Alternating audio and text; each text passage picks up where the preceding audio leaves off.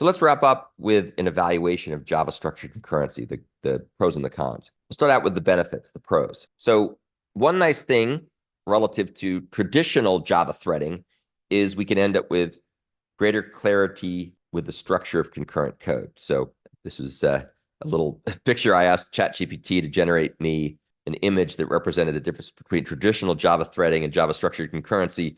That's what it came up with. I thought it was kind of funny. And not sure exactly what it means, but it's kind of clever. So arguably more structured, if nothing else, not a big ball of spaghetti. Why is this? We end up creating parent-child relationships between invoker and an invoker's subtask. So for example, here you can see that the handle method, that's the entry point to this piece of code, is the parent task. And the find user and fetch order methods are the two children's subtasks that are forked to run in these separate threads. The whole block of code here for the handle method therefore becomes atomic. So it's able to run sort of all or nothing. The use of shutdown on failure enables short-circuiting in error handling. If one task fails, then the other will be completed, will be canceled if it's not completed yet. So if something goes wrong, we're going to bail out.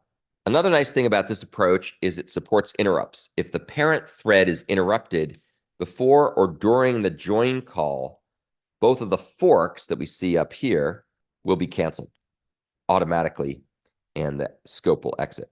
It's also arguably easier to read and reason about this code, and that's because it looks like it's running in a single thread environment. So it's as if we'd said find user followed by fetch order and then take the results of both and create a new response.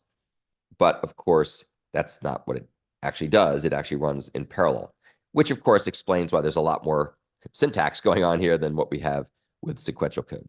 And we'll talk about that next.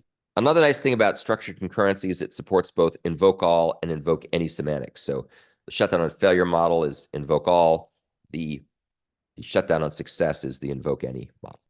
As I love to say always, not everything is unicorns and rainbows, so there are some downsides to this approach. The mechanism that came out with the original Java 19 use of structured task scope that applied future was admittedly rather awkward and limiting. So here we're trying to, sort a list in parallel, print the results. It just is a little bit wonky and complicated. We have to convert lists of future objects to lists of objects, which we did through a helper method, but it takes some extra work. Another problem, this is just a classic problem with Java futures in general. We can't chain them together as we can do with completable future. If you happen to take my class last semester that covered Java completable future, you know what that means. But if you haven't, you can either go look at the videos that I have on my website or just take it on good faith that that's true. Can't compose futures. Because of some of the issues with Java future, Java 21 has replaced future with supplier. Although the same issues exist, it's still a bit awkward. It's still a bit limiting. Using supplier doesn't magically make the problems go away. It just doesn't use future anymore. The syntax is a bit verbose. Once again, this is me asking ChatGPT to generate the Gordian knot of software complexity, which I thought was pretty cool. So that's a nice little visualization.